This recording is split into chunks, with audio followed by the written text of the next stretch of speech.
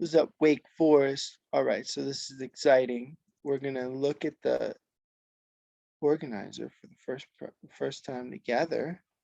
Well, this is my first time. So first of all, I'm gonna insert a row above, merge these cells. Okay, so we want the title to be connected. But hey, whoever made the um, table, thank you. That's awesome. Okay, there we go. Now let's look at these red problems. So Thursday, Friday, I'm going off of your red problems. But there's no hint. Oh, there's hint. What am I talking about? There's hints right there. Okay, so choose all that apply, but the only thing is that there's no question. There's something. There's a question here. All right. Let's talk about it. Christina's question. When the peregrine falcon is in a dive, it can reach speeds of 242 miles per hour, making it the fastest member of the animal kingdom. Wow.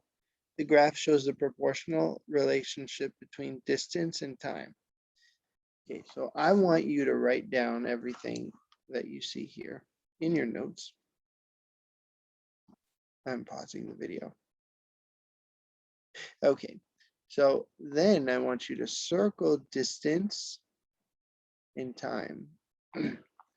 Distance and time are two things that we call quantities.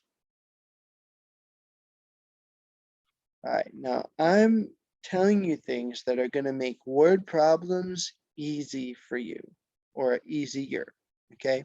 So that it's almost a formula how we answer the word problem question. So the way we do that is we want to know what our quantities are and we want to know what our units are. So quantities are also always measured in units and they represent our variables.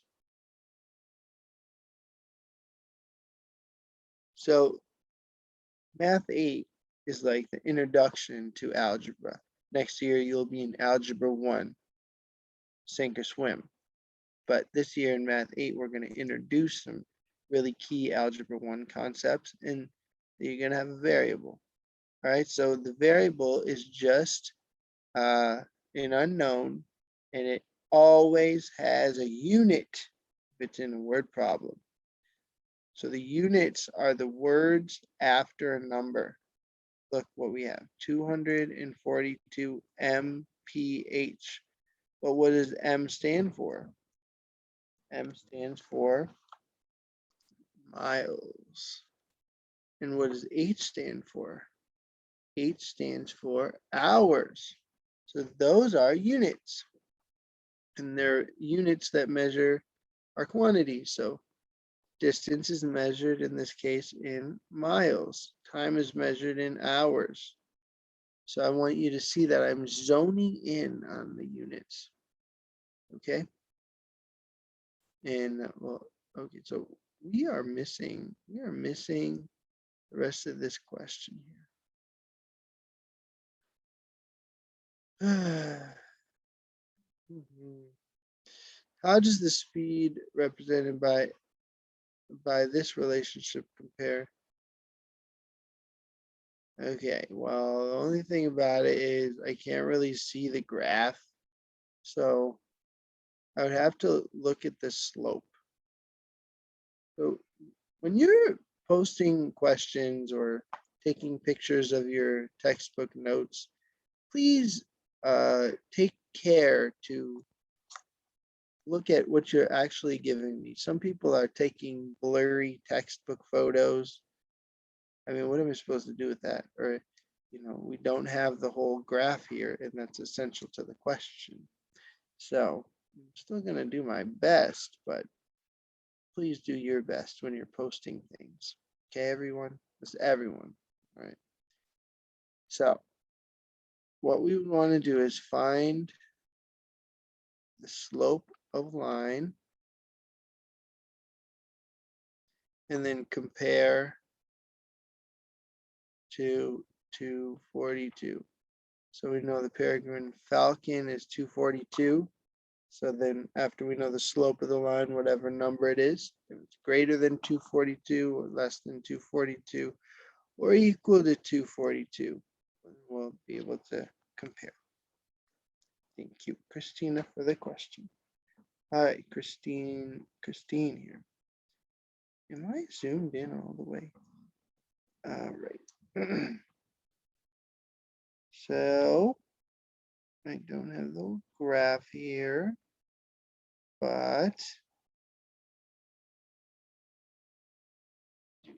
can. All right. Tara, is this part of it? Tara takes her pulse. Okay. Graph the proportional relationship where the x coordinate. Oh. Okay. So I can't really see the graph, so I can't really do this one. Okay. Oh, I have a whole graph here. We are going to do this one. I'm a little sad that I can't do these problems, but you guys gotta give me the whole problem. I just can't do it. Okay. Graph the line that represents a proportional relationship between D and T, where the property that increase of 0.2 units in T corresponds to an increase of 1.8 units in D. Well, I can understand how this question is confusing.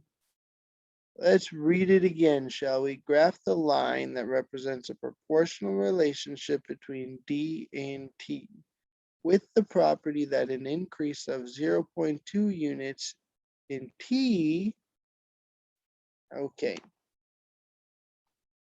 So an increase of 0.2 in T and then 1.8 in D. Now, traditionally, this is the X and the Y, right? And so the slope is Y over X. We should have written down from the Edpuzzle video, rise over run, right? So in this problem, we want D over T because D is on the Y-axis and T is on the X-axis. So our increase in, okay, this is our T increase. So that's going to go on the bottom. And our D increase, 1.8, it's going to go on the top. So we got a slope of 1.8 over 0.2. But we probably don't want decimals in our fraction. So let's multiply this by 10 to get rid of the decimals. So 18 over 2. But hey, 18 over 2 is 9. So the unit change is 9. Okay, so hopefully you see what I did there. Rise over run, set it up, get rid of the decimals, and then became easy. Now the next thing is, if it's a proportional relationship, the nice thing about that is we're going to start out with, we always have a point at 0, 0. All right, so not the whole year, but at least to start out these graphs, we're going to have a point at 0, 0. Then the next point is we can use our slope to get the next point. So I'm going to set up a table here because it's always nice to have a table of values. So, but the unit rate of change of 9 means that when x increases by 1, y increases by 9. So can you tell me what 2 is going to be? Hopefully you said 18. And how about 3? 27. You'll see we have 18 over 2 right there, right? So now let's just do 2, 18. Can't do 2, 18. But we can do 1, 9. So then I've graphed the proportion. Oh my goodness. There we go. as it gets. So thank you for that wonderful problem. That was a great problem to do. And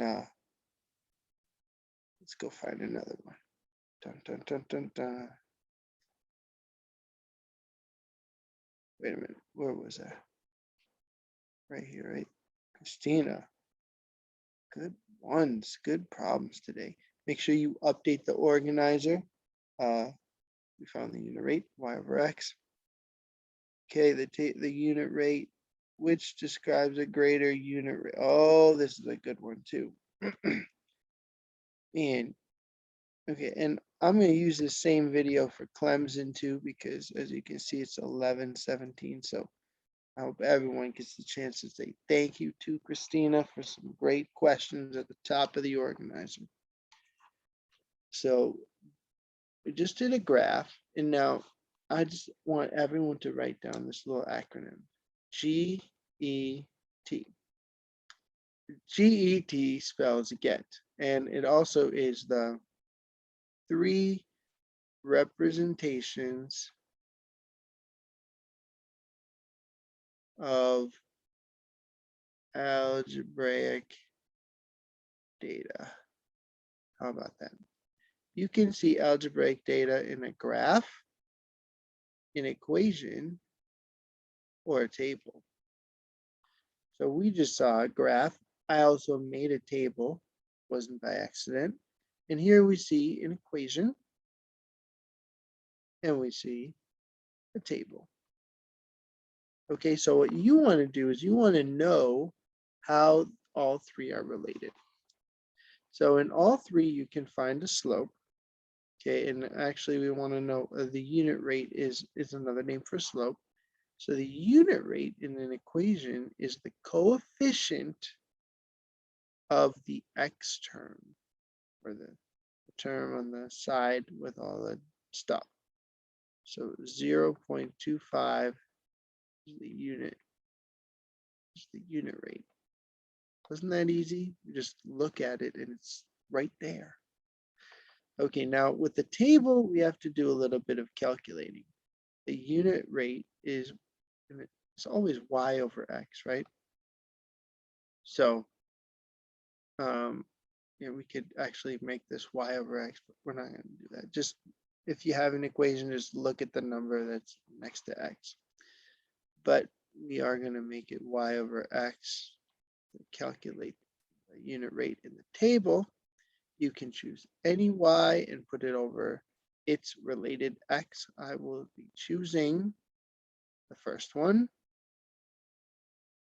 and writing it. And then I'm going to get rid of my decimal by multiplying by 10. 4 over 10, which is reduced to 2 over 5. 2 over 5 is 0.2.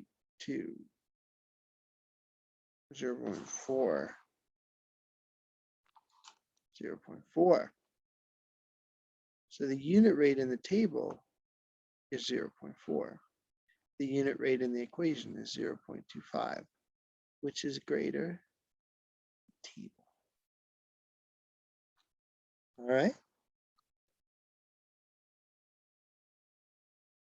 Man, and then we got the 3 algebraic representation. That was good. Okay. So I'm just gonna go ahead and post that. And then scroll a little bit. All right, so we see another equation. Okay, so you can compare that, and just compare the numbers. All right, this is a little bit too much posted here. Can't really see it so well. Was the slope, so put that y over x. Graph, okay, graph that. Start at 0. Oh, maybe we should do this one. Can you guys also use the cropping tool? So if you right click, and then you can crop. You do not need, I don't need to see every tab or, you know, your operating system there. I just want to see the question. And but now I can see it. Now I can even do this question right here. So we're going to put a 0, 0. And then we know the slope is 2/7 and it's y over x. So that means the change of 2y. So I'm going to go up 2. I got to go right 7. So that means there's a point at 7, 2. So you can graph that. All right. And okay. Oh, here's a new one. Complete the missing value. Okay, so I am wondering why. I do want to know if you guys could start telling me why you are having trouble with these problems. That would help, because otherwise I just have to say the same thing I said in the first Ed puzzle video, which makes me think maybe you didn't watch it all that much. So this one, we have an x and a y. So we're going to take that y value and substitute it in. Then we're going to solve for x. Okay. So I did that in the first Ed puzzle video, and you can watch it if you'd like. The same thing this time, it's an x. So I'm going to substitute 8 in for x and solve. Here, this one is missing part of the problem. Oh, but look, I missed the last step. Oh, right. Okay.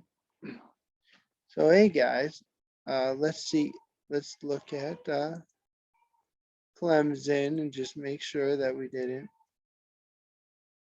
Baby's crying upstairs.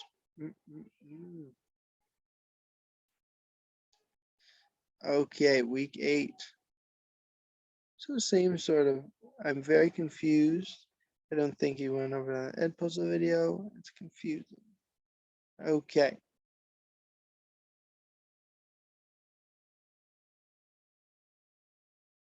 The equation was 2/7.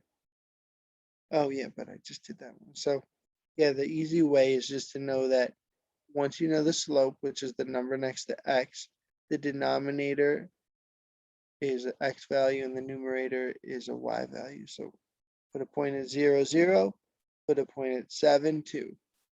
Done. Okay. Try that.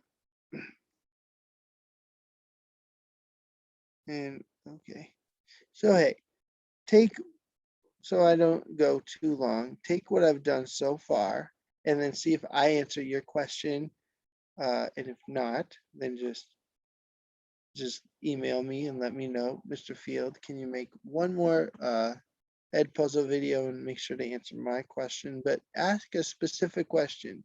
Don't just make me go start to finish and say the same things I did over again, but instead, give me a more specific question to answer if you can figure out what's confusing you.